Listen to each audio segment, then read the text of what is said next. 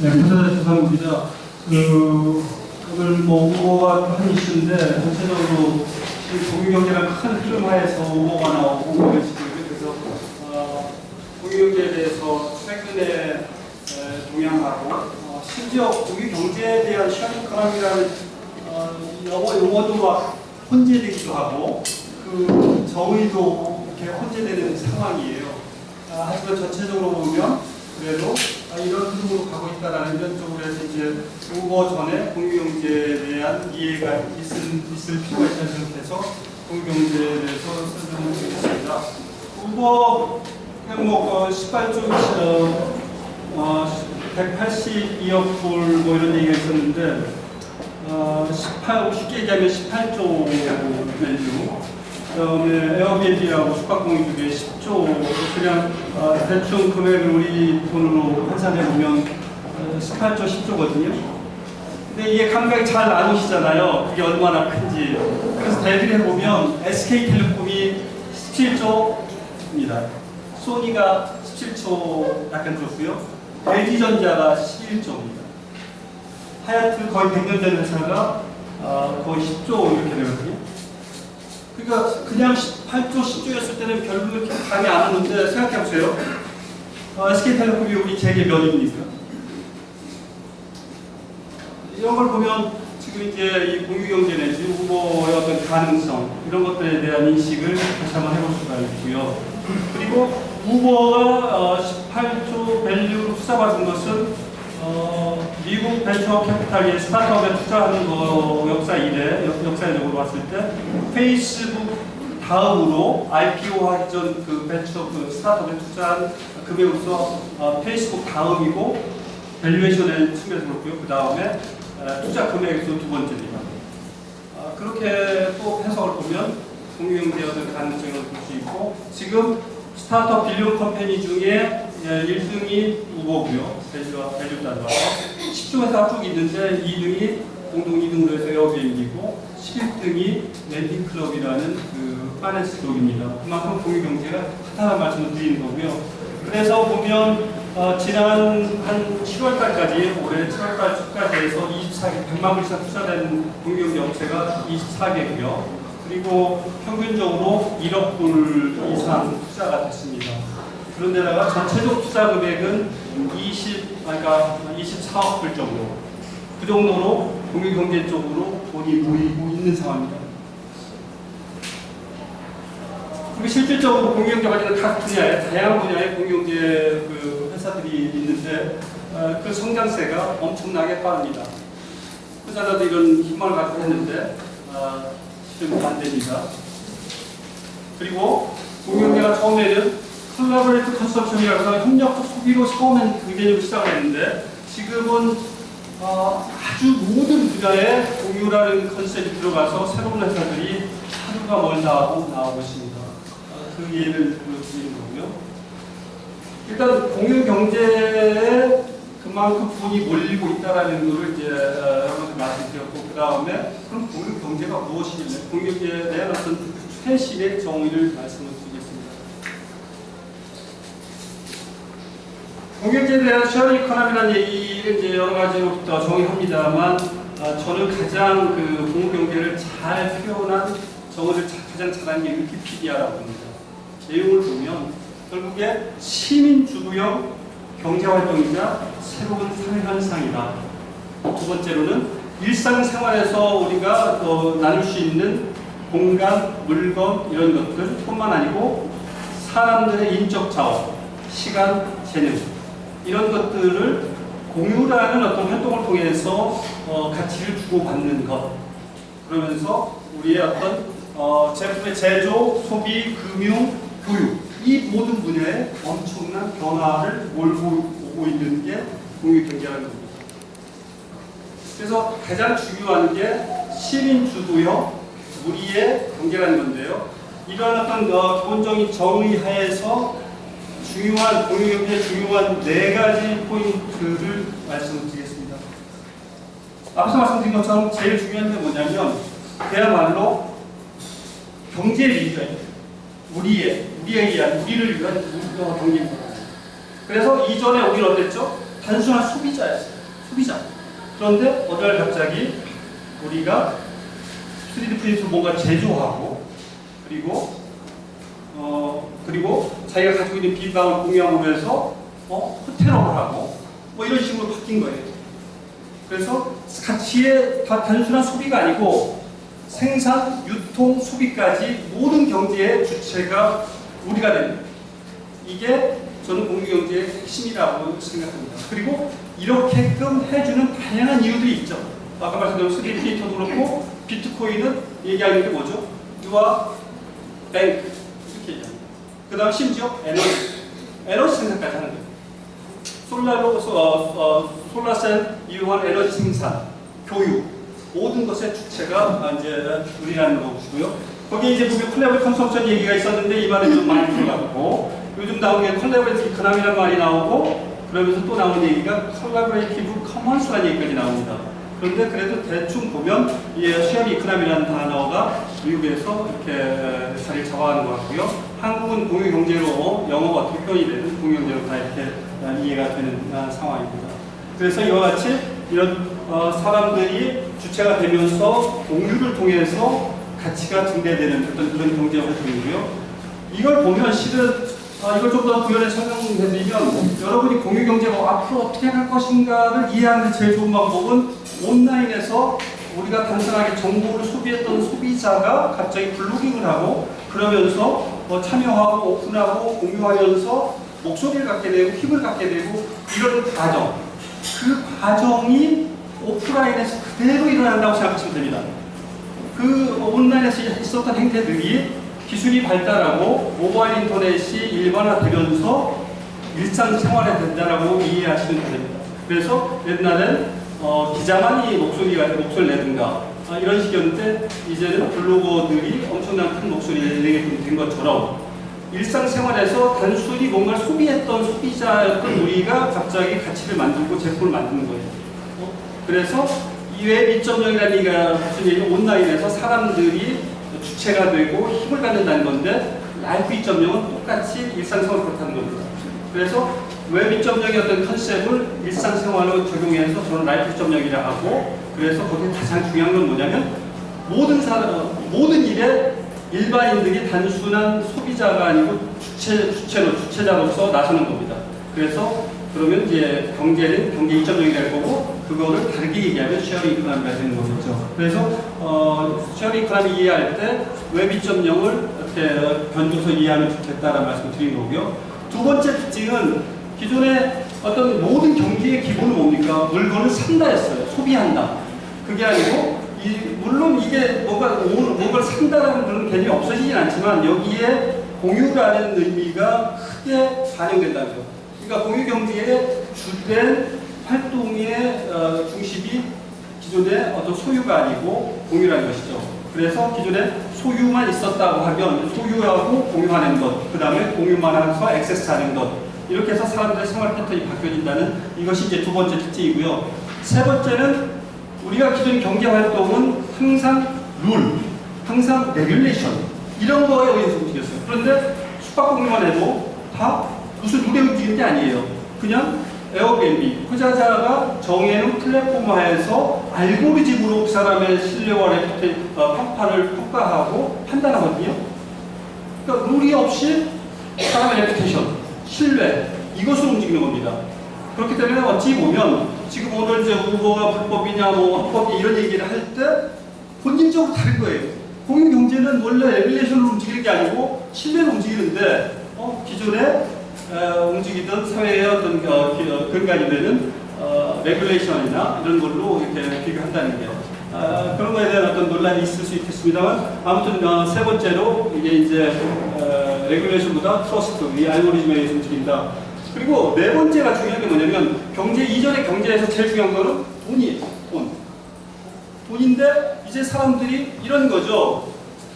GDP뿐만 아니고 행복지수도 행복지수도 우리가 생각해야 된다고 얘기를 하고 그리고 학생들이 10,000원 그러니까 뭐 5만원 용돈을 받아가지고 똑같은 커피인데 한 곳은 공정무역 커피고 한 곳은 그냥 커피예요.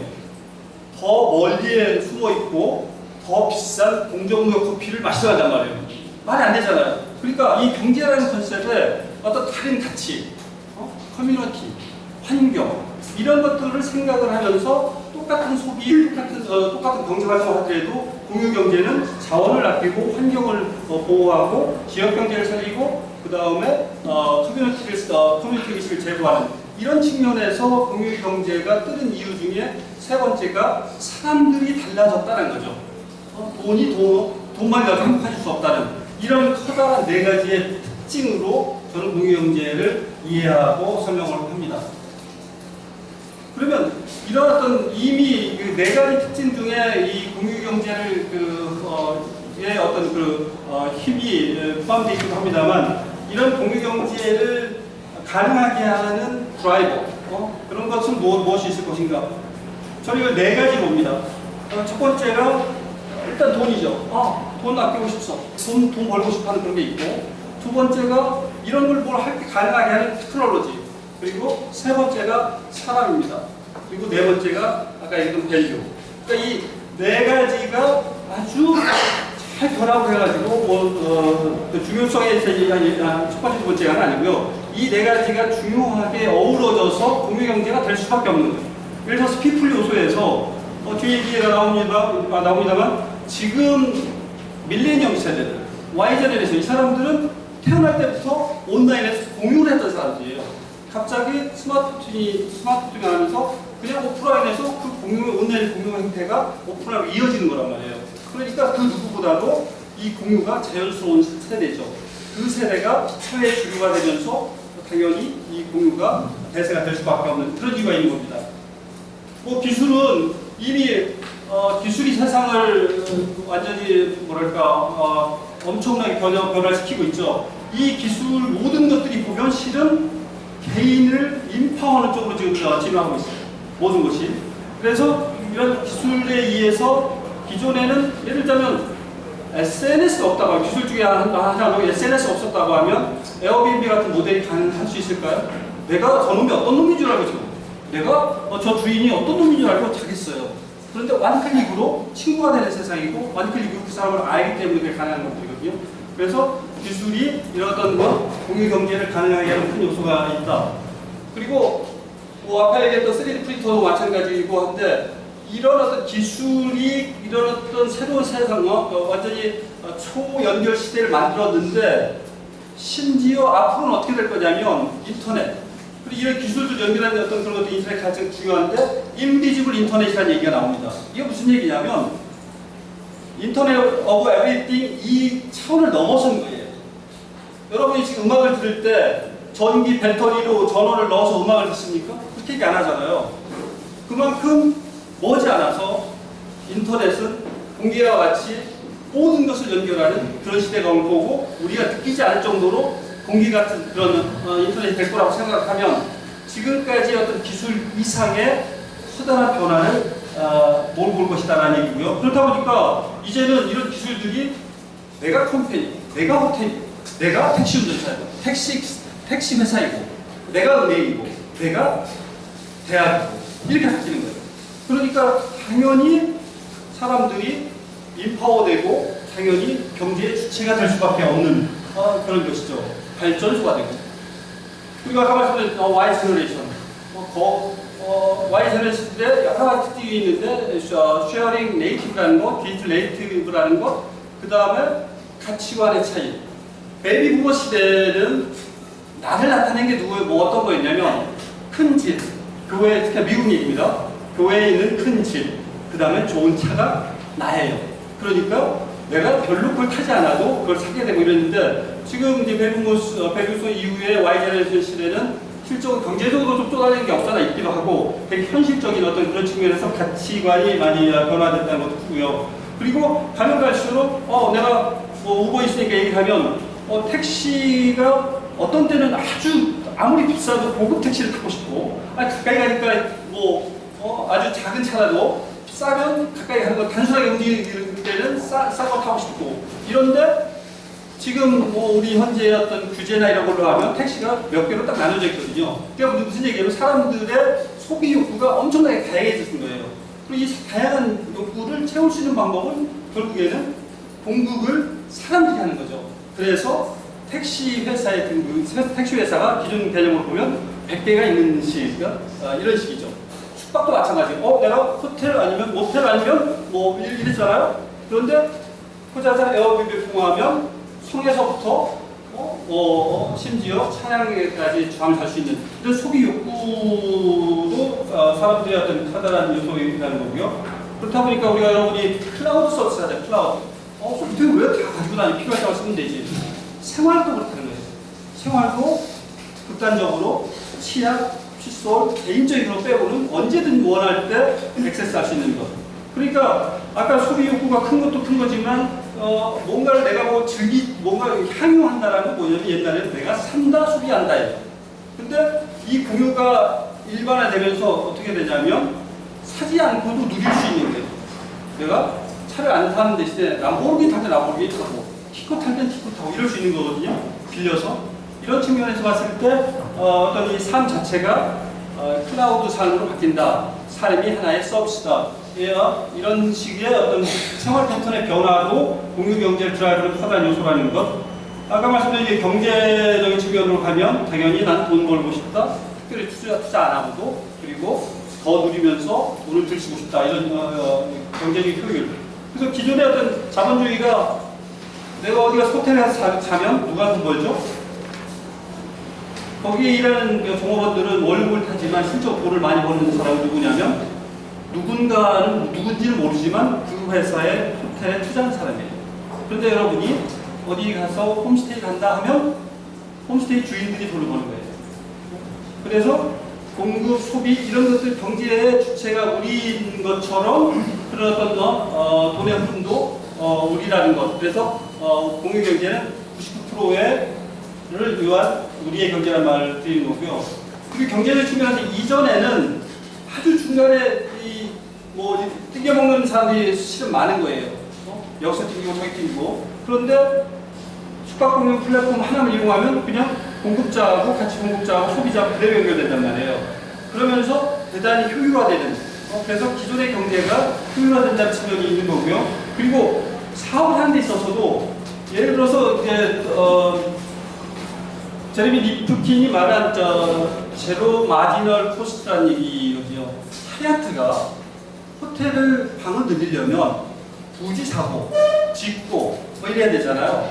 그런데 투자자는 에어비앤비는 이렇죠. 그냥 이미 있는 집 모아서 연결만 하는 거죠.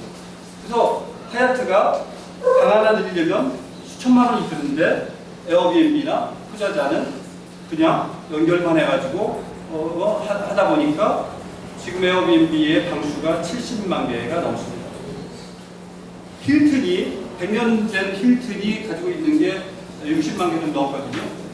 물론 투자자는 이제 에어비앤비와 관계가 해야 되니까 에어비앤비 따라가다 보니까 안 되겠어요. 그래서 지금 이제 에어비앤비하고 차별하기 위해서 다른 식으로 접근하는데 예를 들자면 아주 좋은 집들만 모아서 스위트 홈 위드 호텔 서비스 이런 식으로 에어비앤비 참여를 합니다만 일단 사업하는 행태도 그냥 이전의 일반 기업들 중심이 아니고 사람들을 모아서 하는 그런 플랫폼 사업자가 대단히 각광을 받을 것이다. 그래서 공유를 여러분이 차를 공유를 한 대를 제대로 하면 실은 10세대에서 작게는 9대에서 20대까지의 차를 대체한다고 합니다. 그러면 어떻게 되죠? 기존의 경제관점으로 생각해보면 이거는 리프레시 온다고 해요. 공감 온다는 얘기예요. 경제활동이 소비가 촉진돼도 소비가 촉진이 안 되니까. 그런데 앞에 설명드린 것처럼 공유 경제를 통해서 실은 대단히 비효율적인 중간에 이렇게 마진을 빼는 여러 중간재들이 없어지고 직접 피어투피로 연결되고 그러면서 효율화되고 그러면서 기존의 경제는 규모가 작아질 가능성이 있습니다. 10대 팔릴 게 한 대밖에 안 팔리니까요.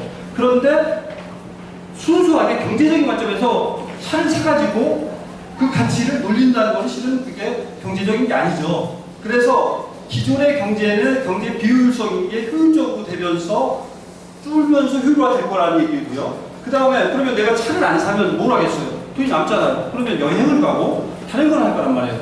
그런데 그 다른 행태들은 공유 경제를 통해서 이어지기 때문에 실은 전체적인 경제 규모는 더 커질 것이다. 그리고 경제가 이전 경제하고 달리 하이퍼 컨션스, 그러니까 과잉 생산, 과잉 소비가 아니고 서로가 어떤 자원을 효율화한 경제이기 때문에 서스테이너블한 그 지속 성장 가능한 경제로서 규모도 커지고 발전할 거라는 얘기를 말씀드린 거고요. 이러다 보니까 이 공유경제가 떠오르면서 많은 큰 변화가 엄청나게 나오고 있습니다. 뭐 지금 우버, 에어비앤비, 랜디클럽 이렇게 있지만 뱅크, 텔코 이런 많은 회사들이 이미 디스럽트 횡당하고 와해당하고 있는 상태고요. 이런 이유는 앞에도 말씀드렸지만 이와 같이 엄청난 큰 트랜스포메이션, 큰 변혁이기 때문입니다. 쉽게 얘기해서 우리 모든 제도, 경제, 모든 문화는 실은 오너십을 전제로 한 겁니다. 그런데 이게 갑자기 그 바탕이 되는 오너십 대신에 공유, 그 다음에 액세스 이렇게 바뀐다? 이게 1%, 10% 이렇게만 되더라도 대단히 큰 변화를 가져올 거거든요. 아론 교수라고 뉴욕대에 있는 교수에 따르면 2025년 정도 아니면 2020년 정도에는 미국 GDP의 5% 정도가 공유경제가 차지할 거라고 얘기를 합니다. 그렇게 보면 기존의 어떤 그 기초가 무너지는, 변화되는 이런 어떤 변화라는 거고, 그러다 보니까 많은 이슈들이 생깁니다. 그 중에 이제 가장 많이 나오는 얘기가 이거 레귤레이션 불법 아니냐 이런 얘기를 하거든요. 그런데 아까 말씀드릴 때 인터넷 처음 나올 때 이거 상업용이 아니기 때문에 이거 사업 안 될 거야 이러다가 막 지금은 인터넷 없이 어떻게 살아갑니까 이런 상태가 됐잖아요. 저는 인터넷에서 온라인에서 있었던 행태 그렇게 변화처럼 오프라인에서 쉐어링크는 그대로 갈 거라고 봅니다. 그래서 절대 쉐어링크라면은 큰 대세이기 때문에 절대 기존의 어떤 법률이나 이런 걸로 와해되진 않을 거고요. 다만 그런 것들 때문에 약간의 속도가 늦춰지는 것 있을 수 있을 거라고 봅니다. 그리고 지금 보면 우버도 그렇고 에어비앤비도 그렇고 모든 그 공유경제에 보면 기존의 레귤레이션이 아니고 신뢰를 통해서 접근하다 보니까 예를 들어서 관점이 차이 뿐입니다. 이쪽으로 보면 이쪽도 맞고 저쪽으로 보면 저쪽도 맞는 거예요. 다만 큰 흐름으로 갈 수밖에 없다라는 거죠. 자, 왜? 누구를 위한 경제죠? 우리를 위한 경제, 우리의 경제예요. 그럼 법을 누가 만들죠? 우리가 뽑는 정치인들이 만든 거예요. 그러니까 시간이 필요할 뿐입니다. 그런 면에서 저는 크게 보고 있고요. 다만 제가 우려하는 거는 이런 것들이 나오지 않았으면 좋겠어요. 레드 플래그 액트라고 해가지고 새로운 자동차가 나와서 이제 사람들 사고가 나고 여러 가지 이슈가 있었죠. 그러다 보니까 세 사람이 차를 몰려면 세 사람이 있어야 되고 미리 앞에 차를 사람들을 다 비키게 하고 이런 식의 예를 들어서 공유경제 어떤 파트이든 간에 공유경제나 이런 흐름을 제대로 이해하지 못하고 그냥 이거를 딴지거는 기존 레귤레이션이 아니고 새로운 이상한 레귤레이션이 나오는 걸 저는 우려를 하고 있고요. 앞에서 말씀드린 것처럼 공유경제는 여러 측면에서 매직 같습니다. 일자리 창출, 그 다음에 지역경제 활성화, 환경보호 이런 식. 그렇다고 보면 사회혁신? 그러면 되게 매직이라는 관점에서 공유경제도 바라봐야 될 것 같고 저는 우리 사회가 대단히 큰 여러 가지 문제점들이 있습니다. 경제, 문화, 사회 모두 이런데 이 공유경제는 단순하게 경제 용어가 아니고 새로운 라이프스타일이고 거기에는 기술, 그 다음에 사람들의 어떤 새로운 가치, 경제 이런 것도 다 지금 혼재돼서 하나의 어떤 결정체로 나오는 개념이거든요. 그런 면에서 봤을 때 우리 사회가 한 단계 업그레이드 되는 데 있어서 어떤 이슈들을 공유경제의 철학과 공유경제의 컨셉과 방식으로 접근하면 다른 문제들이 풀려지지 않을까 이렇게 생각을 하고 있습니다. 자세히 설명하셨으니까 저는 쟁점이 되는 부분들만 말씀드리겠습니다. 첫 번째가 이제 우버를 어떻게 정의할 것인가. 저 앞서 정 대표님께서는 공유경제를 얘기하셨는데 좀 이따 말씀드리겠지만 저는 의견이 동의하지 않습니다. 우버는 정확하게 테크니컬하게 제가 정의를 한다면 택시 애저 서비스, 지금 속초에 애저 서비스가 나온 이후에 나오는 온디맨드에 기반한 서비스라는 거죠. 그래서 네트워크라는 어떤 기본 작동되는 온디맨드 서비스고 온디맨드 서비스의 기본적인 장점은 자원의 동적 이용입니다. 즉 필요에 따라서 항상 누군가에 의해서 쓰지 않아도 내가 가지고 있다는 것이 아니라 필요에 따라서 자원을 배분할 수 있는 효율적인 자원 배분 시스템이라고 볼 수 있고 그렇기 때문에 경제적인 효율성들 그리고 이러한 부분들을 가능하게 하는 네트워크 경제를 가능하게 하는 비즈니스 생태계가 이루어진다는 것. 그리고 비즈니스 생태계라는 것은 기본적으로 혁신을 가능하게 하는 새로운 모델로 나오고 있습니다. 코이볼루션이라는 또는 이머전스라고 얘기하는 새로운 혁신이 가능해질 수 있는, 즉 하이라키에 의해서 시장이 지배되는 것이 아니라 새로운 참여자들이 들어올 수 있고 나아갈 수 있는 이러한 생태계적 구조금을 가지고 있기 때문에 전체 산업 구조에 있어서 시장이 어떠한 변화를 가져올 수 있다는 면에서, 시장의 진화와 진보를 가져올 수 있다는 면에서 대단히 긍정적인 서비스고, 이런 관점에서는 저는 우버는 대단히 훌륭한 서비스라고 생각합니다. 요즘 최근에는 뭐 우버피케이션 이런 단어 씁니다. 우버피케이션 of everything. 그러니까 모든 것에 우버피케이션이 진행될 것이다. 그것을 이제 뭐 다른 쪽에서는 쉐어 이코노미의 범위가 이제 커질 거라고 얘기를 하는데요. 기본적으로 요즘 나오고 있는 뭐 크롬북도 대표적으로 노트북 애저 서비스라고 볼 수 있고, 그다음에 뭐 태블릿도 지금 애마존에서 하고 있는 것은 태블릿 킨들도 애저 서비스라고 볼 수가 있는 거죠. 저는 뭐 최근에 한국엔 이미 있었는데 해외에서 마사지가, 예를 들면 마사지 출장 서비스를 애저 서비스로 만드는 것 가능합니다. 과연 이것이 이런 비즈니스 모델 같은 경우에는 이제 전형적인 투사이드 마켓에서 어떤 작동하고 있는, 즉 우버는 플랫폼 X라고 볼 수 있고, 그룹 A는 리무진을 제공해주는 업체들, 그리고 그룹 B는 소비자라고 볼 수 있죠. 그룹 B가 많아질수록 돈을 버는 것은 그룹 B의 수소원이 아니라 그룹 A가 돈을 벌 수 있기 때문에 좋아지고, 아까 말씀하셨던 것처럼 하얏트 호텔이 아니라 에어비앤비를 통해서 방을 제공해주는 업자들이 많아질수록 그룹 B가 이익을 보게 되는, 그리고 이것을 중개해주는 플랫폼 사업자, 매우 효과적이고 시장을 파괴할 수 있는 잠재력을 갖고 있기 때문에 앞으로 이러한 유의 투사이드 마켓의 기본 속성을 갖고 있는 우버와 같은 서비스들이 다양한 분야에서 지금 나올 거라고 예측되고 있습니다. 최근에 이제 구글이라든지 또는 왓츠앱이라든지 또는 한국의 네이버라든지 카카오도 은행 사업에 진출하려고 하고 있습니다. 이것도 전형적으로 이런 투사이드 마켓에 기반한 뱅크 애저 서비스 개념으로 저는 나올 거라고 생각이 들고요. 이런 부분이 앞으로 사회에 미칠 파장은 기존에 있는 질서를 파괴하기 때문에 대단히 클 것이라고 봅니다. 그러나 이것을 공유경제로 볼 것이냐, 저는 이건 한글 번역의 오류라고 생각해요. 쉐어링 이코노미가 있고 커먼스가 있습니다.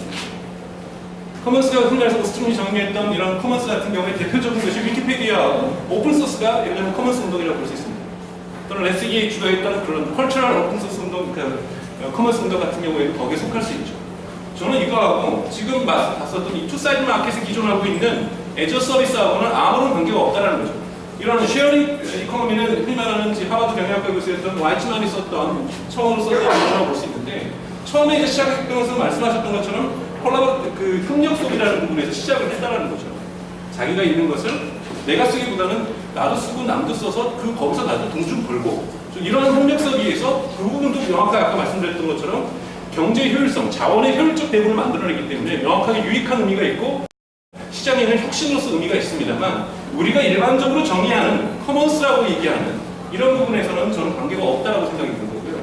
특히 캐피탈리즘과 쉐어링 이코노미를 하나의 비교 세상으로 놓는 것, 이건 마치 자본주의를 극복하는 새로운 막스도 고민하지 해결하지 못했던 이러한 부분들을 마치 쉐어링 이코노미가 내오고 있다라는 이러한 하나의 대학문적인 어떤 시각들, 저는 아니라고 보고요. 그러니까 애저 서비스가 확대되고 이 부분이 디지털 사회가 진화될수록 폭발적으로 증가할 것이고, 이것이 똑같이 자본주의 틀 안에서 저는 작동할 것이라고 생각하기 때문에 이것을 너무 지나치게 마치 자본주의를 뛰어넘는 새로운 경제 패러다임이라든지 이렇게 이야기하는 것은 좀 지나친 과장이라고 좀 개인적으로 평가하고 있습니다.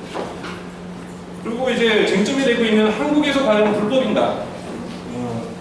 저는 법학자가 아니기 때문에 여러분 나중에 법률 전문가들께서 말씀하시겠지만, 제가 그냥 문외한으로서 읽어서 여기 자동차 운수사업법의 81조를 보면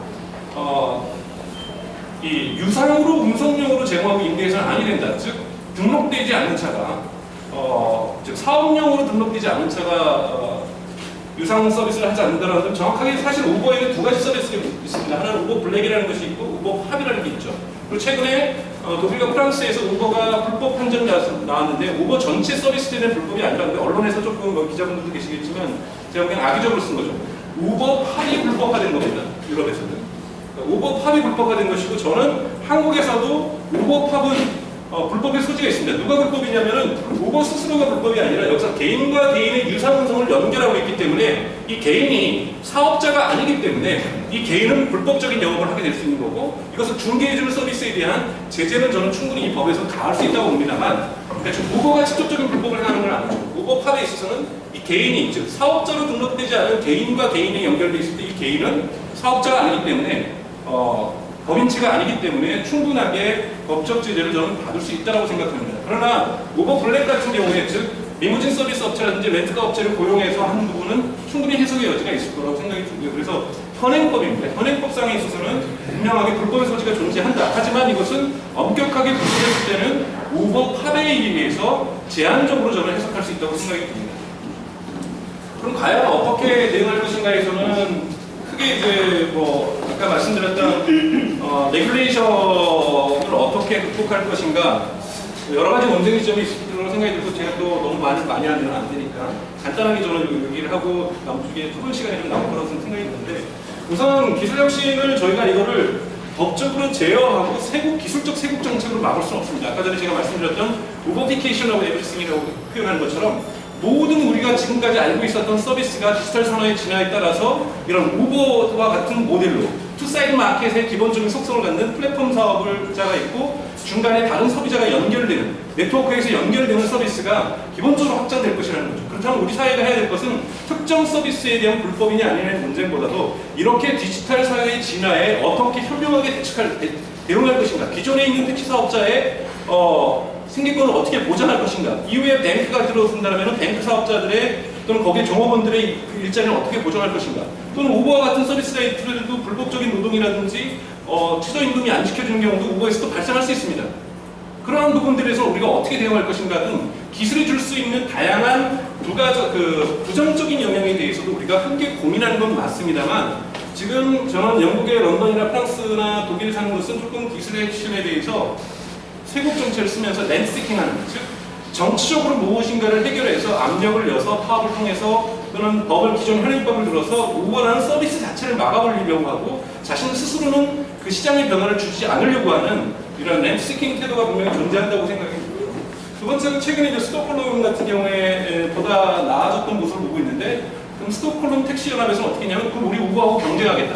우버보다 더욱더 좋은 서비스로 우버하고 동일한 서비스로 그리고 우리도 나름대로 이런 택시 지도라는 것들을 GPS 데이터를 빅데이터를 이용해서 만들었는데 이렇게 우리도 기술에 의해 열려 있다. 충분히 우리도 이러한 시장 변화에 대해서 반응하면서 우리 스스로가 혁신할 수 있다. 라는 메시지를 보여주고 있다는 거예요. 그거는 저는 우버에게 고마워해야 되는 시장의 혁신적, 시장의 어떤 자극제라고 저는 생각이 들고요. 이러한 태도가 사회적으로 볼 때는 긍정적인 태도라고 저는 생각이 듭니다.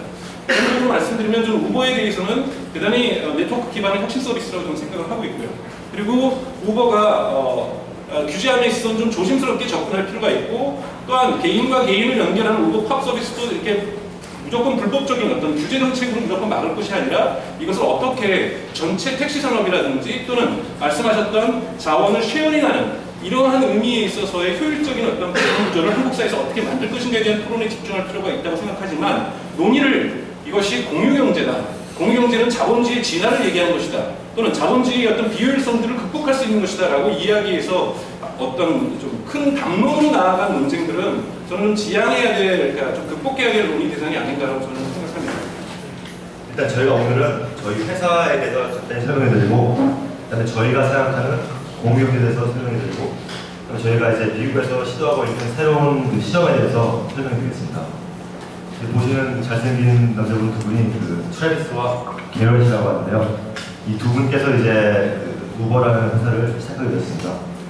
이 발전에 대해서 여러 가지 얘기가 많이 있는데 제가 듣기로는 예전에 유럽에 출장 갔는데 그리고 이렇게 비가 오고 이렇게 택시가 없었을 때 또 그때가 2009년쯤이었을 것 같아요. 그때 이제 스마트폰이 이제 많이 앱이 생기고 있을 때 우리가 농담삼아 술 드시면서 우리가 앱을 만들어서 버튼을 눌러서 리무진 차량이 와서 편하게 이동할 수 있어서 얼마나 좋겠냐 이런 얘기는 저도 저희 친구들하고 가끔씩 하는데 이 두 분은 진짜 이렇게 만드셨어요. 그래서 이제 앱을 통해서 지금 전 세계에 많은 분들이 매일매일 우버를 통해서 이동하고 있습니다. 그래서 말씀드린 것처럼 일단 처음에 이제 샌프란시스코에서 시작된 서비스가 앱을 통해서 원할 때 리무진 차량을 통해서 이동하시는 거예요.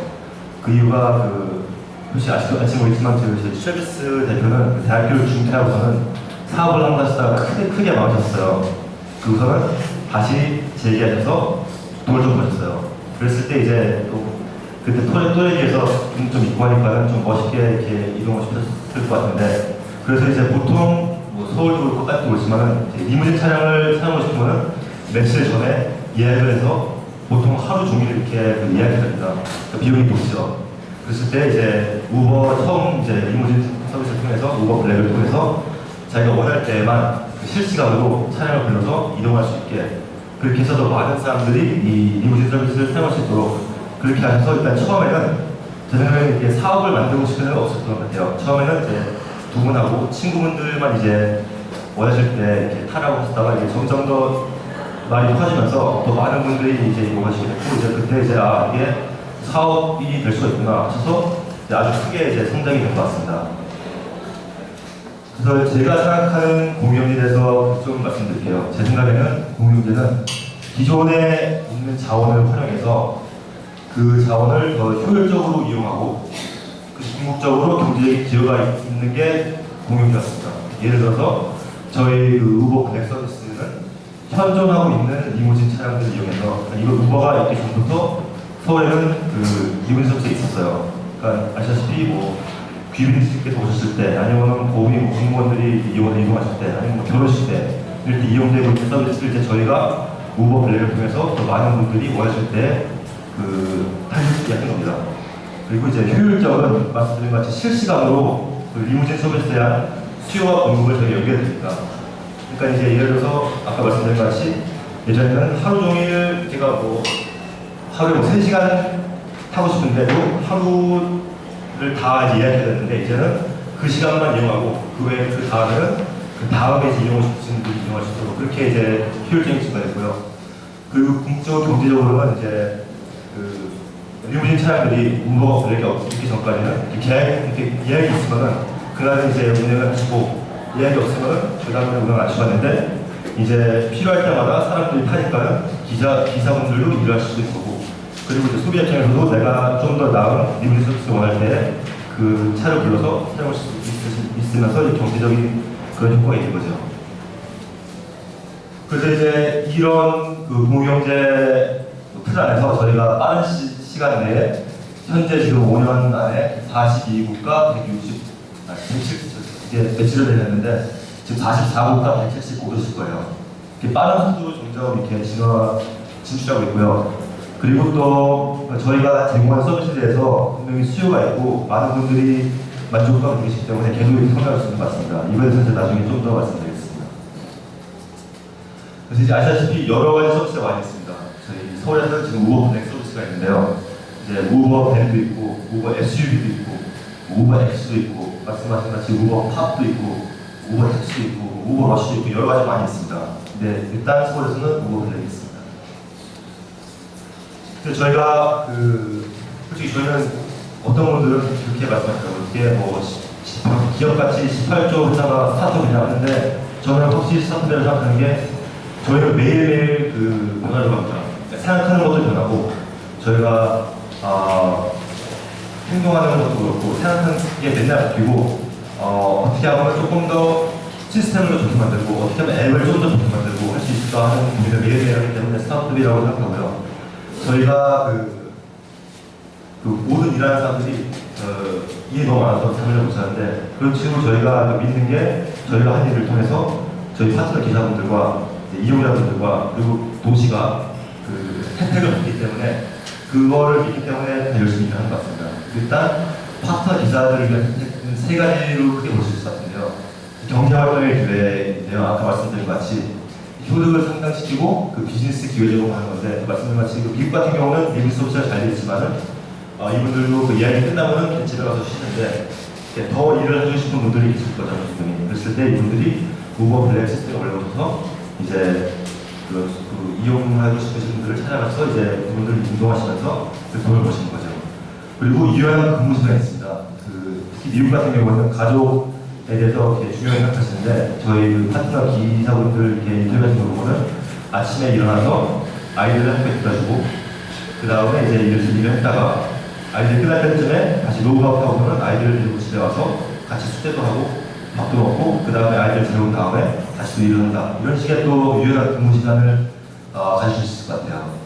그리고 또 마지막으로 안전한 근무 환경 제공이 있는데 이게 저희가 처음에 조 대표님께서 말씀하신 같이 시스템의 신뢰가 아주 중요합니다. 그래서 저희가 아시다시피 상호 평가를 합니다. 그래서 기사분도 이용자를 평가하고 이용자도 기사분을 평가합니다. 그래서 이제 계속 뭐 예를 들어서 뭐 기사분께 욕을 하거나 뭐 때리거나 등등 한다면 그분들이 이제 더 이상 저희 시스템에 올릴 수 없고요. 마찬가지로 이제 서비스가 안 좋거나 난폭을 하시거나 욕을 하시거나 하시면은 그분들이 이제 저희 시스템에 올려오셔서 정말 신뢰가 있는 분들만 저희 시스템을 사용할 수 있기 때문에 안전한 근무 환경이 또 제공되고요. 또 저희가 그 현금 거래 없이 또 미국 같은 경우에는 이제 뭐 성인 같은 걸 이제 훔쳐가는 경우도 있는데 그런 걸 권유하고 있습니다. 또 사용자를 위한 혜택도 있을 것 같습니다. 일단 첫 번째가 선택과 편리성인데요. 그러니까 저는 걷는 걸 아주 좋아하고 가끔씩 버스 타고 제주도 타는데 이렇게 좀 고급 서비스가 필요하다. 예를 들어서 제가 너무 늦게 일을 끝났는데 정말 오늘 못 걷겠다. 그랬을 때 이런 차량을 볼 수 있다는 옵션이 굉장히 중요한 것 같고요. 그리고 이게 저희 시스템이 아주 잘 되기 때문에 등록도 쉽고 요청도 쉽고 결제도 적용이기 때문에 또 그런 편의점도 있는 것 같습니다. 그리고 투명성이 있을 것 같은데요. 저희가 이제 타보신 거 알겠지만은 이제 타신 다음에 이메일로 영수증이 옵니다. 몇 시에 어디서 타시고 몇 시에 어디서 내리시고 어떤 경로로 거기에 도착하시는 걸 알기 때문에 만약에 제가 차에서 잠이 들었을 때 기사분께서 이렇게 삥 돌아가셨어요. 그래서 요금을 더 받으셨어요. 그랬을 때 제가 나중에 영수증을 보고 이게 좀 이상한 것 같다. 그래서 의견을 남겨주시면은 저희 쪽에서 보고 이건 잘못된 것 같습니다. 그래서 요금을 정정해 줄 수도 있고요. 또 이제 누가 운전하고 몇 시 승을 하기 때문에 제가 차에 뭐 예를 들어서 가방을 놓고 내렸을 때 그 가방을 찾을 확률이 훨씬 높죠. 그리고 많은 분들께서 그런 경험이 있으시는데 아주 좋았습니다. 그리고 또 마찬가지로 안전성이 있을 것 같습니다. 제가 차를 요청한 후에 기사의 사진을 볼 수가 있고 전화번호를 알 수가 있고 그리고 그 번호판을 알 수 있기 때문에 누가 오실지도 알고 그리고 탄 다음에 말씀드린 것 같이 누가 나를 데려다 주고 하는 거 알기 때문에 그런 안전성이 또 있을 것 같습니다. 그리고 도시를 위한 혜택도 저는 있다고 생각하는데요. 일단 저희가 우버가 활성화된 도시에는 제 내부적인 그 자료를 보면은 우버 차 한 대가 20대 자가용 차량을 그 필요를 이제 없앴다고 생각합니다. 그러니까 그 차들이 이제 거의 안 나오는 거죠. 그렇게 됨으로써 환경 오염 감소가 될 수가 있고 교통 체증도 완화될 수 있습니다. 그리고 또 아까 말씀드린 같이 경제 성장이 있는데요. 사용자들이 좀 고급 서비스를 위한 사용자들이 돈을 더 많이 내고 이제 서비스 이용하시고 또 기사분들이 또 이제 그 돈을 버시기 때문에 경제 성장이 있고요. 그리고 마지막으로 이게 그냥 또 하나의 교통 옵션이라고 생각합니다. 그러니까 걷고 싶으면 걷고 버스 타고 싶으면 버스 타고 jet 타고 싶으면 jet 타고 택시 타고 택시 타고 우버 타고 싶으면 우버 타는 거죠. 이런 식의 그 옵션은 굉장히 좋은 거라고 생각합니다. 이건 저희가 이제 지난 영업한 지 1년이 됐는데요. 1년 동안에 저희가 모든 여정에 저희가 평가를 하시는데 이용자들이 그 기사 서비스에 대한 평가를 한 걸 저희가 추려봤어요. 그래서 별이 1부터 5까지 하시고 특별한 의견을 남기시는데 보시면 82.2%의 모든 여정이 5점인 걸 볼 수 있는데 이건 아주 큰 만족도라고 생각합니다. 다른 어떤 서비스도 이렇게 그 좋은 만족도를 보이기 힘든 것 같아요. 그리고 마지막으로 저희가 지금 샌프란시스코에서 하고 있는 우버 풀이라는 거를 잠깐 말씀드리고 싶은데 이거는 이제 예를 들어서 지금 저하고 조 대표님하고 강영민 의원님이 이제 차를 타고 집에 가고 싶어요. 근데 집이 같은 쪽에 있어요. 그랬을 때 지금 현재 시스템에서는 차가 3대가 필요합니다. 근데 이제 우버 풀을 하려면 이제 제가 원할 때에 이제 차를 불러서 가는 도중에 조 의원님께서 나도 이제 여기 가는데 같이 타고 싶다 하면은 이제 가시는 길에 다 탈 수가 있고요. 그리고 또 강의님께서 나도 여기로 가는데 우버 차를 부른다 그랬을 때 또 같이 타고 갈 수 있고요. 이렇게 해서로써 여러 사용자들이 한 차량을 공유할 수 있는 서비스고요.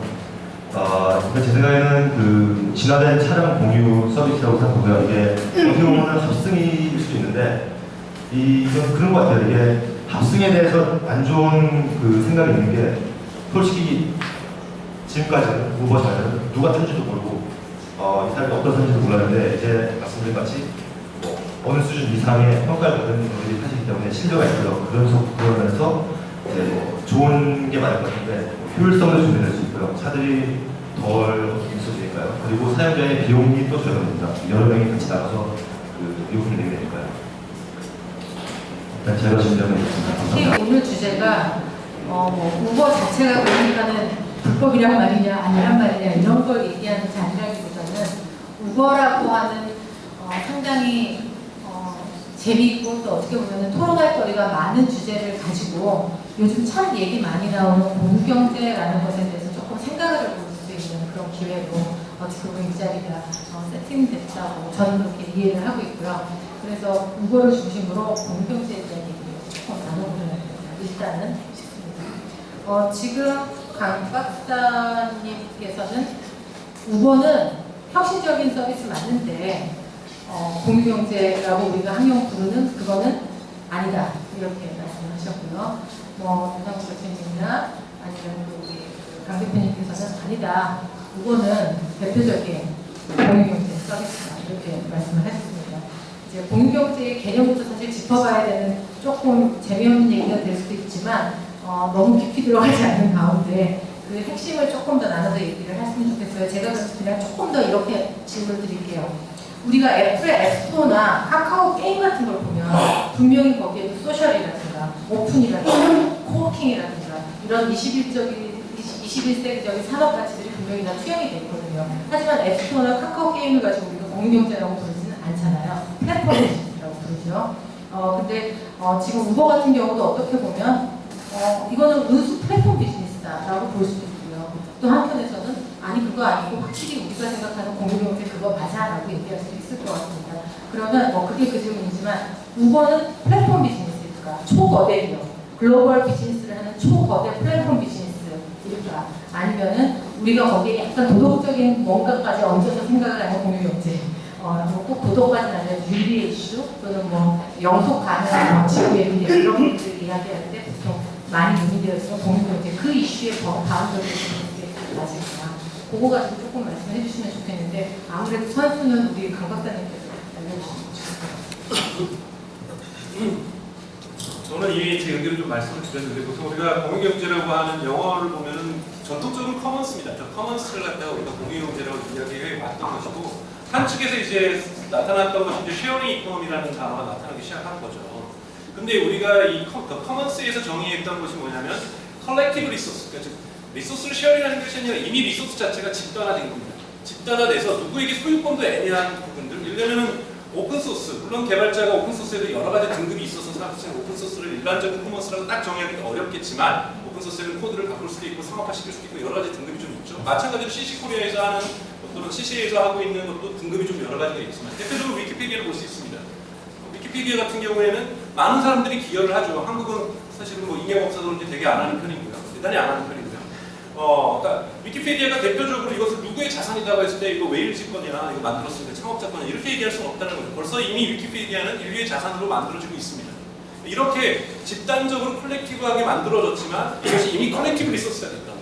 그리고 여기에서 나름대로 규칙이 있죠. 여기다가 사람들이 막 자기 피하라듯이 강정수는 천재야라고 썼으면 사람들이 삭제해버리겠죠. 이런 식으로 나름대로의 룰과 이런 규칙들이 있습니다. 마찬가지로 지금 쉐어링 이코노미라고 얘기하는 우버라든지 또는 에어비앤비라는 컨설사 이런 데도 커뮤니티 존재하죠. 댓글 쓸 수 있죠. 댓글 알바라고 쓸 수 있습니다. 그러니까 소셜이라는 이펙트가 들어갔다고 해서 우리가 커뮤니티가 있다고 해서 이것이 공유경제의 근본적인 특징이라고 얘기할 수가 없다는 거죠. 그래서 저는 가장 중요한 것은 리소스, 이 자원 자체가 사적 자원을 가지고 조금씩 나눠 쓰는 것, 효율적으로. 그러니까 이 자원 자체가 프라이빗 리소스라는 거예요. 프라이빗 리소스 갖다가 효율적인 나눠 쓰는 것하고 컬렉티브 리소스 갖다가 나눠 쓰는 것은 좀 질적으로 다르다. 차이가 있다. 그래서 실제로 우버라든지 에어비앤비를 커먼스라고 얘기하는 사람 제가 보기엔 아무도 없습니다. 그러니까 일반적으로 미국에서도 이거는 쉐어링이라는 단어를 쓰죠. 쉐어링 이코노미. 뭔가 하나의 독특하게 지금 나타나고 있는 플랫폼 비즈니스에 나와 있는 쉐어링 현상들에 대해서 이것을 입각해서 진행되고 있는 거. 저도 좋다고 생각해요. 저는 이걸 비판적으로 보지 않습니다. 쉐어링 이코노미에 대해서 저는 매우 긍정적으로 보고 자연의 효율성 그리고 지금까지 굳어져 있는 시장에 많은 혁신들을 줄 수 있기 때문에 이것만으로 족하다. 근데 이걸 자꾸 한국에서 공유경제 운동 하니까 사람들 초반에 공유경제 운동하시던 분들은 이거 좋은 거다 해서 같이 봤더니 뭔가 자기하고 차이가 좀 있는 것 같고 그래서 저는 근데 그러니까 바라고 싶은 건 뭐냐면 제가 그래서 지금 오버를 비난하려는 게 아니라 공유경제가 과연 PR 포인트에서 좋은가라는 거에 대한 저는 회의를 갖고 있다는 거 혼란스럽다는 거죠. 차라리 이런 디베이트보다는 이런 논쟁보다는 어떻게 비전 시장을 혁신할 것인가 나도 혁신의 주체로서 이익을 볼 거라고 생각해요. 우버는 이익을 볼 거라고 생각이고 우버는 앞으로 화물차부터 시작해서 지금 로지스틱까지 나가려면 저는 매우 긍정적인 현상이라고 봅니다. 이런 부분으로서 시장을 파괴시켜 나가는 거고 기존 사업자에도 우리도 이렇게 놀고 있어서는 안 되겠구나. 정보만 기대고 있어서는 안 되겠구나. 그때 혁신하자. 이러한 사회적인 어떠한 긍정적인 포지티브로 가야 된다고 저는 생각하는데 이것이 쉐어링 이코노미니까 쉐어링은 우리가 지향해야 될 바니까 이런 식으로 규범에 대한 논의가 들어가면 여기에 반대하시는 분들 제가 보기엔 꽤 있으실 거라고 생각이 들어요. 이 논쟁으로 제가 보기엔 사회적인 우리의 힘들이 더욱더 약화될 가능성이 있다. 그래서 차라리 논의를 갖다가 저는 공익경쟁이 아니냐 이런 논의 자체가 사실은 우버에게서는 도움이 되지 않지 않겠는가라는 생각을 네, 마케팅 포인트 잘못 찍으셨다는 얘기였습니다. 후보가 두 분 중에 어떤 분이 대답을 해주셔도 될 것 같아요. 일단 대표님께서 말씀해 주시죠. 사랑이라는 단어를 좋아하시는 분 계시나요? 저는 개인적으로 사랑이라는 단어를 별로 안 좋아하는 이유가 이게 의미가 애매모호한 것 같아요. 가수가 팬한테 사랑한다는 거와 부모가 자식한테 사랑한다는 거와 또 동료끼리 사랑한다는 게 다 의미가 다른데 똑같은 단어를 쓰잖아요. 근데 솔직히 어떤 단어를 쓰는 것보다 어떻게 제가 그 사람을 대하고 생각하는 게 중요한 것 같아요. 그래서 저도 애가 있는데 얘가 사랑한다고 하지만 일단 그 말하는 것보다 제가 그 아이를 어떻게 대하고 생각하는 게 중요한 것 같아요. 마찬가지로 말씀하신 것 같이 그 공유경제에 얽매이는 것보다 지금 현재 발전의 기술로 어떻게 조금 더 우리의 삶을 더 좋게 만들 수가 있나 그거에 좀 중점을 하는 게 개인적으로 중요한 생각합니다. 사실 두 분 같은 말씀하신 거나 마찬가지예요. 이제 우버가 공유경제의 대표 주자처럼 이야기되고 있는 것은 무리가 있다라는 게 이제 강원사님 말씀이었고 이제 대표님께서도 그렇든 어떻든 좋은 서비스예요라고 지금 말씀을 하신 건데 우버 자체를 공유경제의 어떤 대표 주자처럼 세팅하거나 한국에서 그렇게 이야기되어지고 있는 것에 대해 문제의식 내지는 심지어 거부감 이런 거 갖고 계십니까? 그거는 솔직히 저는 그런 것 같아요. 저희가 나서서 우버는 공유경제 기업이다 한 적은 많이 없는 것 같고요. 여러분들께서 많이 그렇게 생각해 주시고 물론 거기에 좋은 뜻도 있고 안 좋은 그러면 좀 이렇게 잘 혼돈스러운 것도 있고 아니면 나쁜 뜻도 있을 것 같은데 저는 개인적으로는 그냥 이렇게 생각하는 것 같아요. 원래 있었던 서비스를 조금 더 효율적으로 돌려서 여기 계신 이용자분들과 기사분들한테 혜택을 드리고 궁극적으로 경제에 이제 좋은 영향을 끼친다. 그게 저의 개인적으로 키 포인트 같고요. 이 믿음을 가지고 저는 일을 하고 있습니다.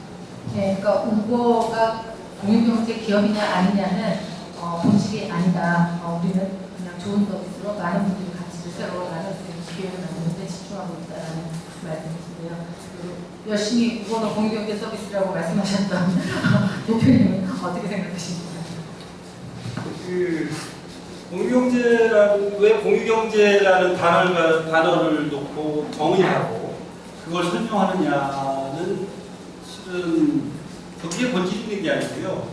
그 공유경제 얘기가 나오기 전에 다양한 서비스들이 나왔어요. 이미 위키피디아가 온라인에서 만약에 공유경제 컨셉을 보면 위키피디아야말로 사람들이 참여해가지고 브리테이크나 이런 것들을 대체하고 오히려 더 좋은 사람들이 돈을 받지 않고도 참여한 이런 것들이 있었단 말이에요. 근데 공유경제라는 말이 제대로 이렇게 나오기 전에 몇 가지 서비스, 오프라인에서 했던 그런 서비스들이 몇 개가 나왔어요. 에어비앤비가 나오고 테스크랩이 몇 개가 나왔는데 그런 것들의 어떤 공통된 패턴을 보니까 몇 가지 특징이 있더라. 그런 특징들을 보니까 대단히 트렌디하더라. 그러니 그런 걸로 개념을 잡으면 실은 그게 뭐 몇 가지가 아니고 이게 커다란 큰 흐름이 아니겠느냐? 그래서 그것뿐만 아니라 그 개념을 가지고 나는 여기서도 하고 저기서 하고 이런 식으로 해서 공유경제라는 단어가 나온 거예요. 그리고 공유경제가 무슨 깃발이 아닙니다. 단지 그런 공통된 특성들을 모아서 하다 보니까 온라인에서 사람들이 참여하고 오픈하고 공유하면서 사람들한테 힘이 커지고 그러면서 단순한 소비자였던 정보 소비자였던 사람들이 의견을 내는 주체가 되고 한 것처럼 오프라인에서 똑같이 그렇게 될 것 같다는 패턴이 이렇게 보이는 거예요. 그런 면에서 공유경제라는 단어가 나왔고 우버가 공유경제냐 아니냐가 중요한 건 아닙니다.